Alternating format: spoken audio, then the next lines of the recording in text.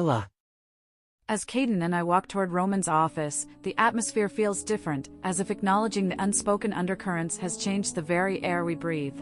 The hallways of the pack house are lined with photos and memorabilia, each piece capturing a fragment of history, a moment frozen in time. Caden seems lost in thought for a moment before he turns to me. You know, Roman's office is more than just a room. It's a sanctuary of sorts. It holds the weight of every decision, every life within these walls. I glance at him, intrigued. Does it ever get to him?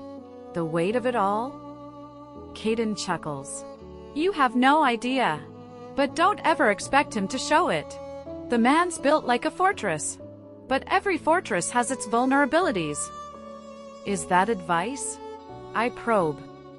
Consider it an observation. He replies, his eyes twinkling. One you should keep in mind. He's fortified, but even fortresses have hidden entrances.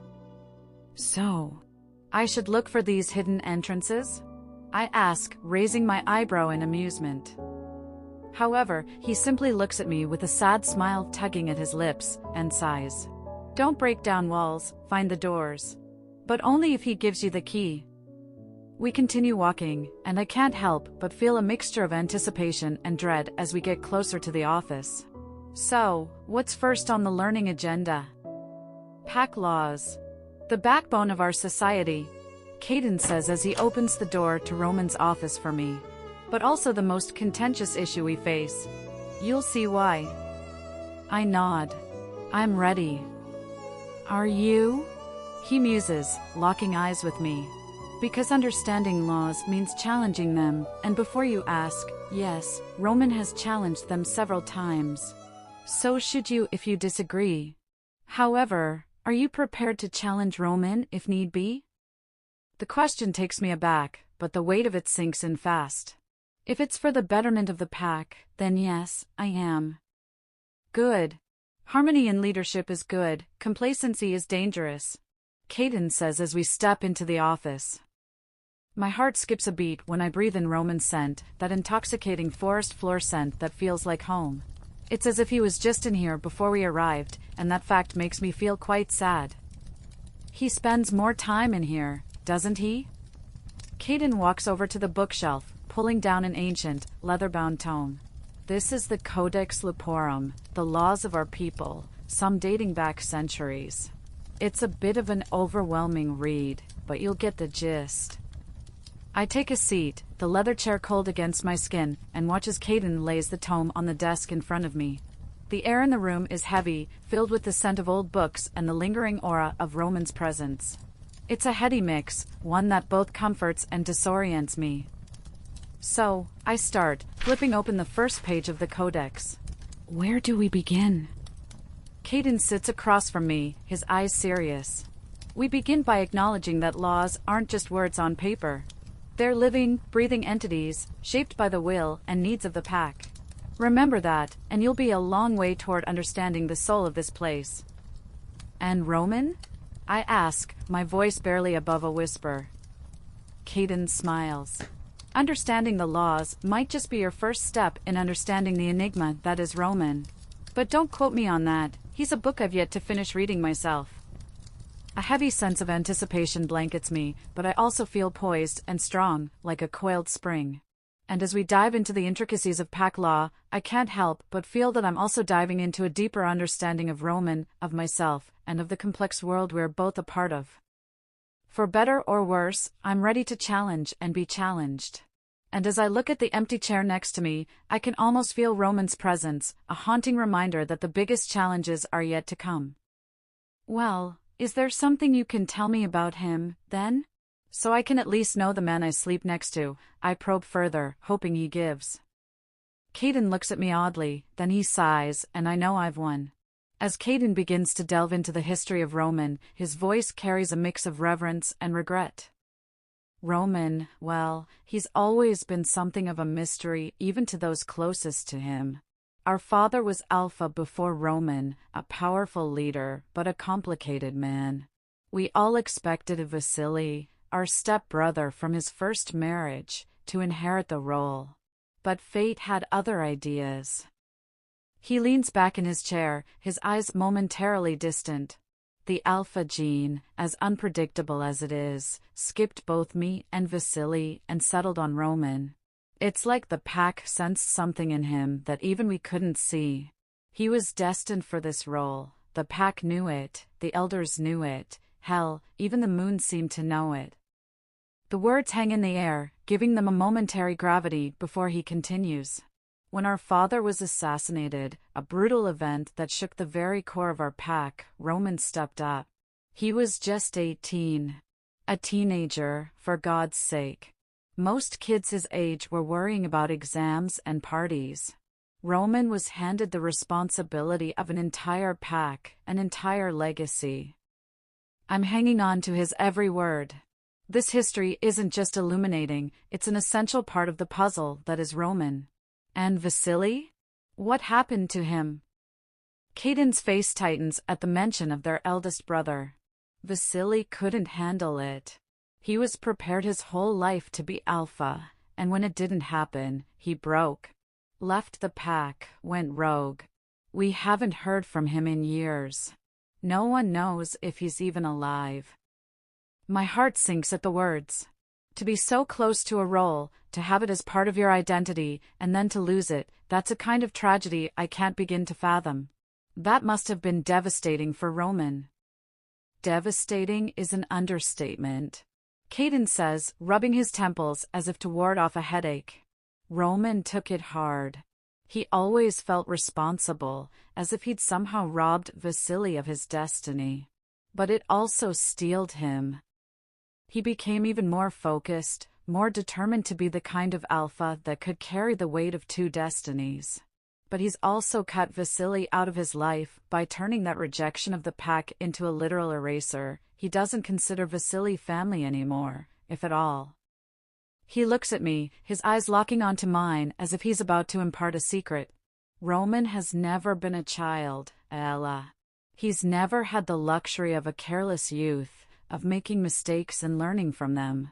Everything, every decision, every action has always been for the pack. He's worn a crown of responsibility so long, he's forgotten what it's like not to. The realization hits me like a tidal wave. The severity of Roman, his detachment, his all-consuming commitment to his role, it's all born from a life of sacrifice and misplaced guilt. My perception of him shifts, morphs into something more complicated, more nuanced. And now you, Alla, are part of that life, part of those decisions. Caden says softly, as if reading my thoughts. Roman's letting someone new into his very private world, letting someone crack the surface and see what's underneath. Don't underestimate what that means. The words wrap around me like a cloak, warm yet heavy with implication. I suddenly understand Roman better than I ever have, and yet the enigma remains, layers upon layers of complexity that I'm both eager and hesitant to unravel. As I ponder this, Caden closes the ancient tome we had been perusing, its pages filled with laws and edicts that somehow seem less daunting now. Any more questions? He asks, but his tone suggests he already knows the answer. I shake my head, words inadequate for the churn of emotions within me. Not for now. But thank you, Caden, for helping me understand. Even if it's just a little bit. Caden smiles, but it doesn't quite reach his eyes. Understanding Roman is a lifelong endeavor, Ella. But it's one worth embarking upon. Just remember, the man you're getting to know has depths even he hasn't explored. But maybe, just maybe, you'll be the one to discover them. As Caden stands up and pushes in his chair, he casts a lingering glance at the bookshelf, as if silently communicating with the wisdom housed there. Before you go, he starts, then pauses, choosing his words carefully. Do you ever think about your own legacy? About what you'll contribute to this pack? I look at him, puzzled by the sudden turn. I haven't had much of a chance to think about it. I've been too preoccupied trying to navigate Roman's world. Caden nods, understanding but not entirely agreeing.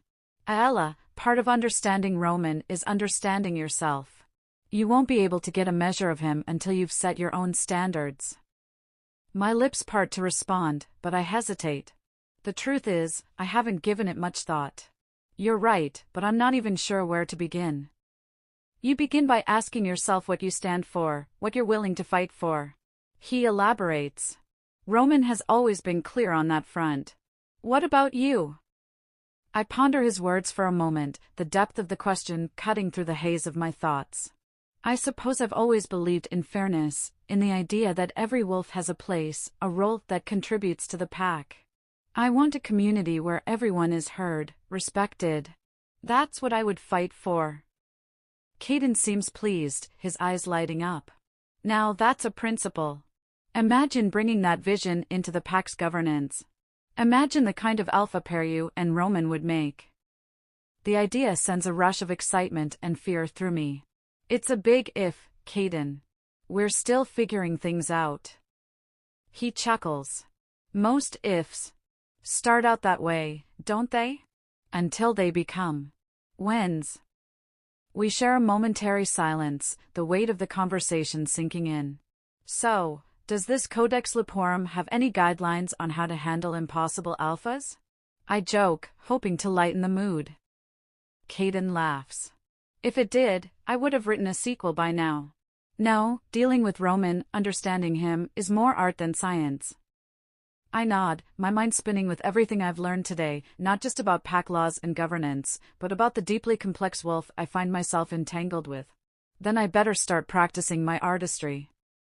Caden places a comforting hand on my shoulder. You're already on the right path, Ella. And I have a feeling that the most impactful chapters are yet to be written. It's a thought that leaves me both exhilarated and terrified. But if there's one thing I've learned today, it's that some journeys, no matter how perilous, are worth taking. And as I exit Roman's office, stepping back into a world that feels both familiar and entirely new, I realize my journey is only just beginning. Ella. My Jeep's tires crunch on the gravel as I make my way along the border of our territory. Patrols are a shared responsibility among the senior members of the pack, and today, it's my turn. It's late afternoon, the sun beginning to dip below the horizon, casting a dusky glow through the trees. As I pull over to do a quick check on the perimeter markings. Everything seems in order on this side, no broken barriers, no unsettling scents, no signs of rogue wolves or other interlopers. I get back in the Jeep, and the engine purrs to life, sounding heavenly. As I drive back toward the pack house, something nags at me. I can't put my finger on it, but it feels like an itch at the back of my mind, persistent and irritating. When the pack house comes into view, that uneasy feeling solidifies into a heavy knot in my stomach. And that's when I see it, a sleek, black sedan that screams money and arrogance parked beside Caden's truck. Its very presence feels wrong, like a dark cloud on a clear day. My eyes narrow, visitors are a rarity, and unannounced ones are even more so. Exiting the Jeep, my senses go into overdrive. I smell him before I see him, a scent that's uncannily familiar, yet foreign. It's like Roman's, but sharper, thick with a bitterness that Roman's lacks. My instincts bristle when I see Caden talking to a stranger by the car, his body language stiff. His eyes flick up and lock onto mine, laden with a caution that borders on warning. It's as if he's sending me a silent plea to tread carefully. Don't let your guard down, he says over the mind link before the man turns, and my breath hitches in my throat, stunned. Blonde hair, green eyes, elements reminiscent of Roman, but warped. He's more muscular, brawny, and exudes a sense of danger, as if trouble follows him like a shadow. Immediately, I'm on guard. Ah, Caden, who is this beautiful creature approaching us?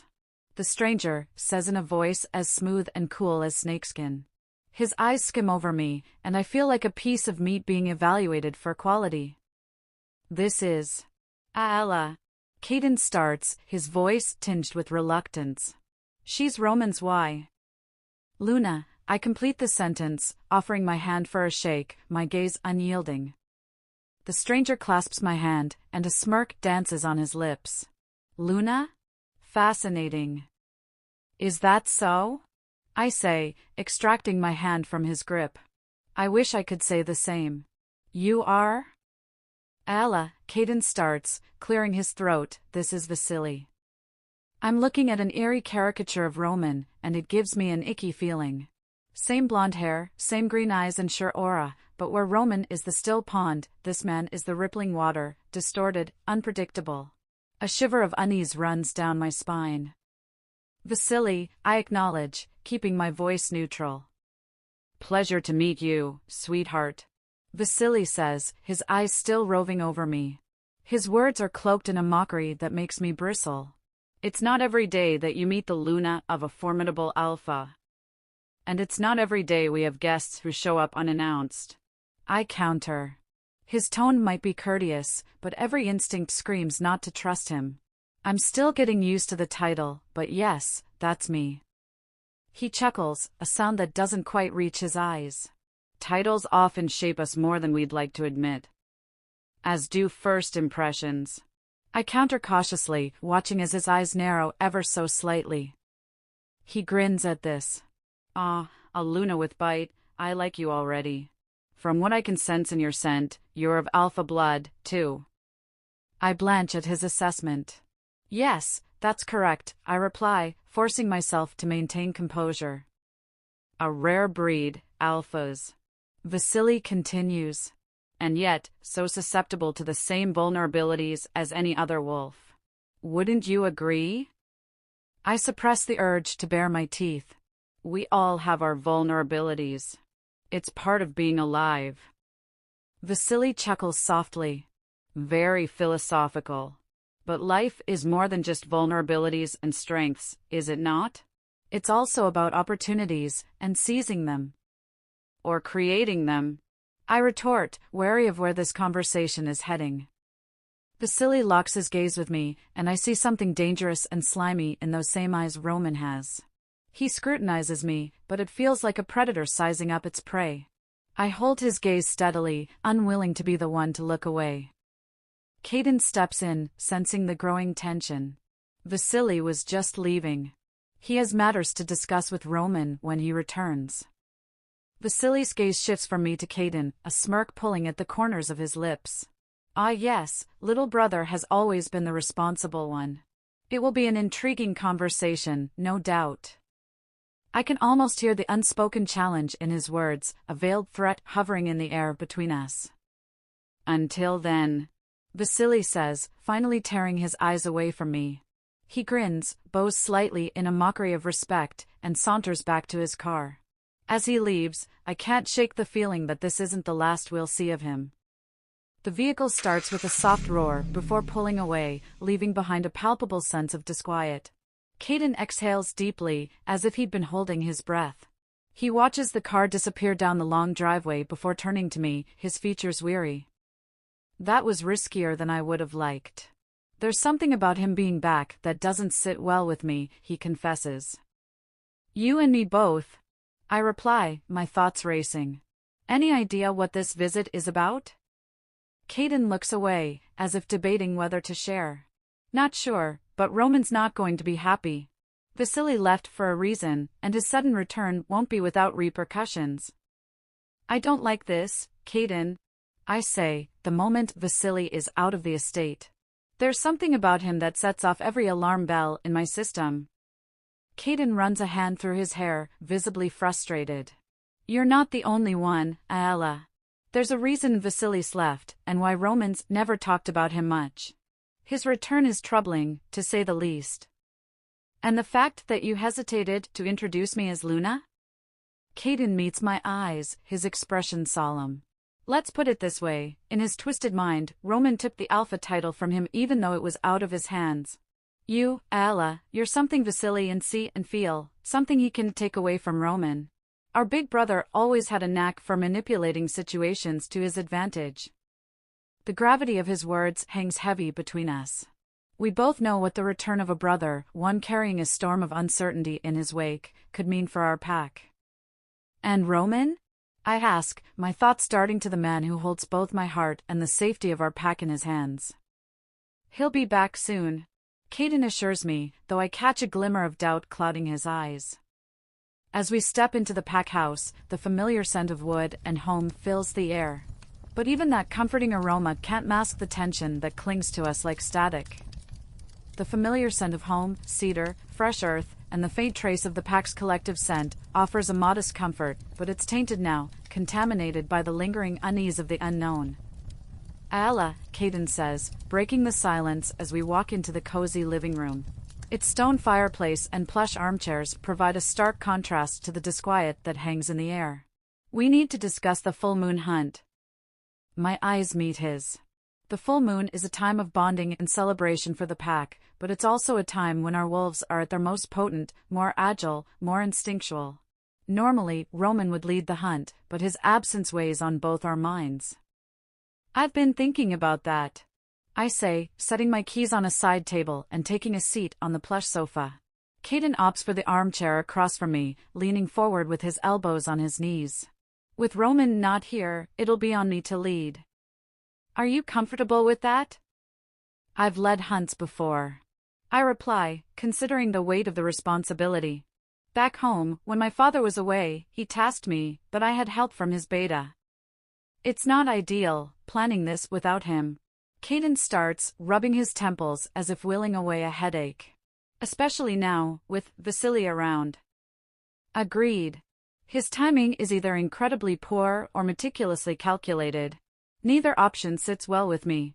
I tap my fingers on the armrest, my mind whirring. But the hunt can't be postponed.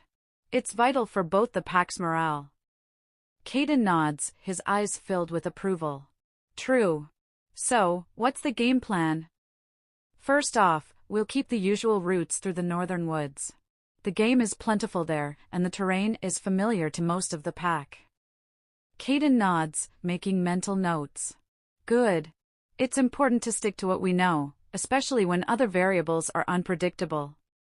Exactly. As for the hunters, you'll lead the main group while I handle the western flank? My team can focus on smaller game and medicinal herbs. Consider it done, Caden affirms, looking at me with wide eyes. Do you want the younger wolves to participate, or should they sit this one out given the current atmosphere? A moment's consideration, and then.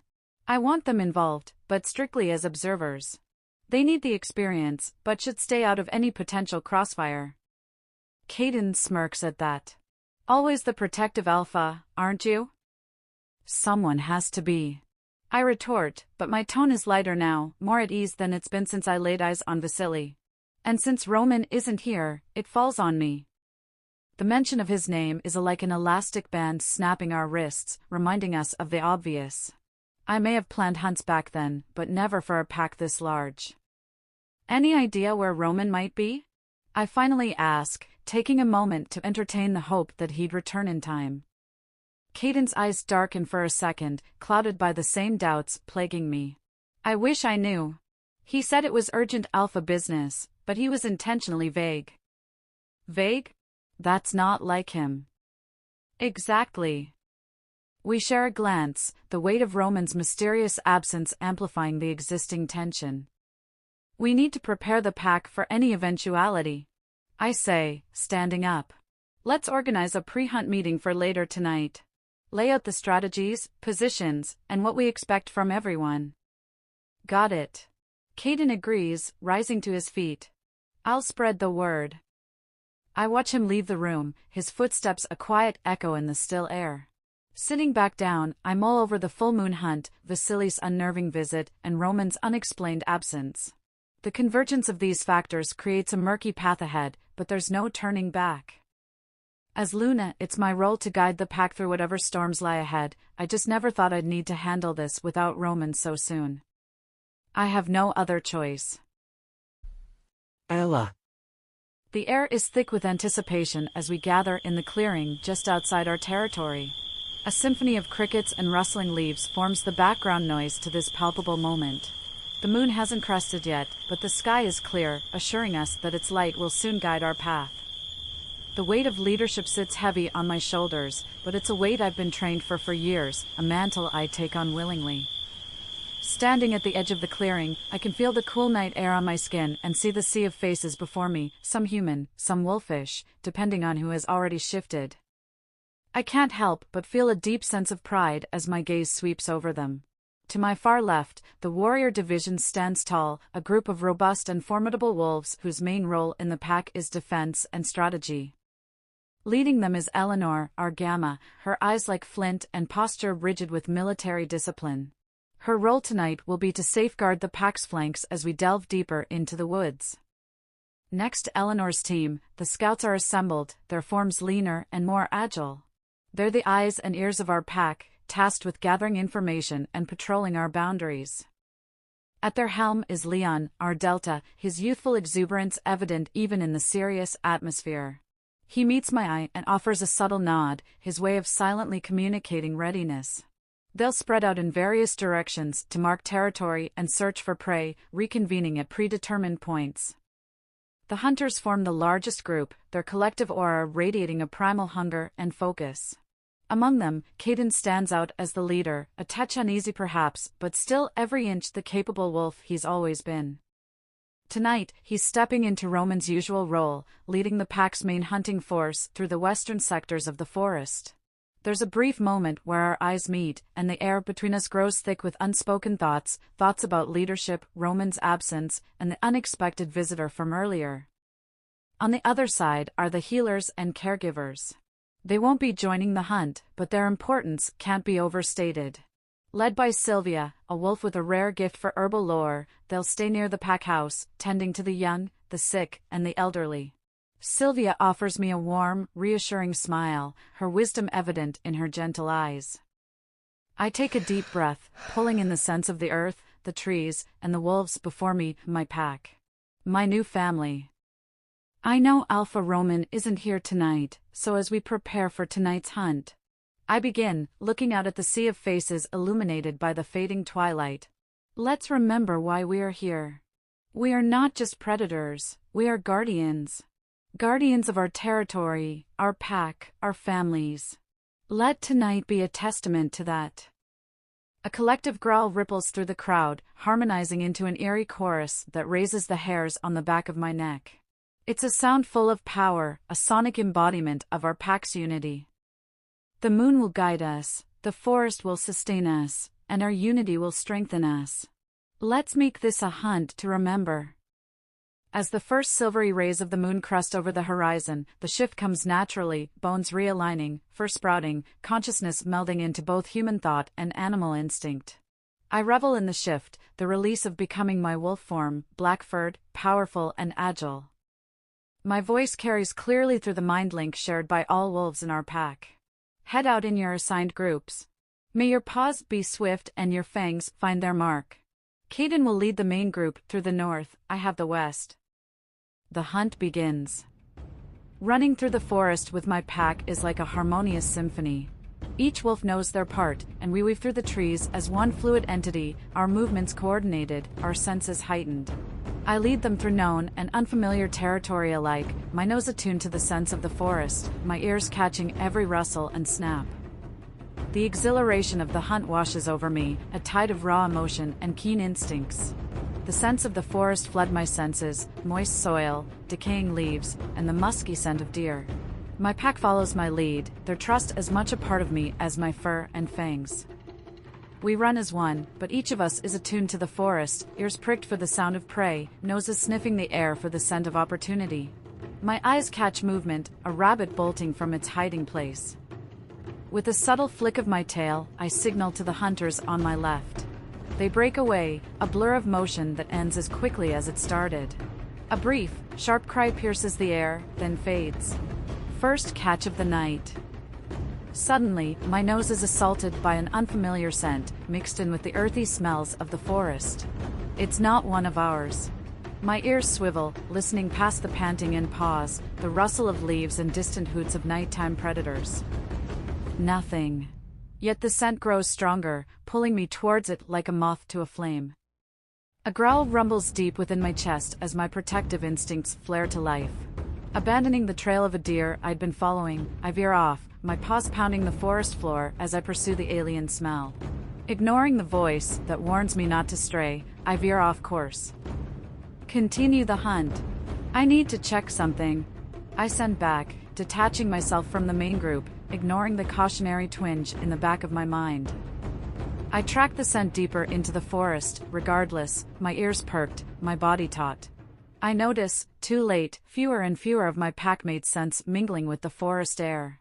The realization dawns slowly: I'm being led away, isolated. Just as I'm about to head back, a snarl erupts from the shadows, and a massive gray wolf lunges at me snarling, eyes a glowing ember of malice. I react instinctively, dodging and snapping my jaws in retaliation. But this wolf is strong, unnervingly so, and maneuvers with an agility that matches my own. He's strong, stronger than me, and gradually I feel myself tiring, my moves becoming sluggish, my reactions a beat too slow. Despite my strength and speed, the gray wolf is formidable, its hits landing with a force that shakes me to my core. We circle each other, feinting and dodging, until he seizes the opportunity, lunging for my throat. I feel his teeth pierce my flesh, the white-hot pain searing through me, and I let out a roar. But what I feel more acutely is a devastating sense of failure. Have I led my pack into a trap? Just as I feel my consciousness slipping away, a ferocious growl reverberates through the air. A black blur bursts through the foliage, crashing into the gray wolf with a fury that sends shockwaves through the air, knocking him off me. A large black wolf, eyes alight with ferocious intensity, has engaged my attacker in combat. As their fangs and claws meet in a brutal ballet, my vision blurs, each snap and growl echoing as if from a great distance. Then I catch a glimpse of the black wolf's eyes, familiar eyes. My vision blurs around the edges, each pulse of my heart sending another wave of weakness through my limbs. I feel one last sensation before my eyes close, the soft lick of a wolf's tongue on my fur, a touch both comforting and solemn. My world fades to black as I slowly shift back to my human form, but somewhere in the recesses of my mind, a soft voice whispers, "Hold on, little bird. I've got you."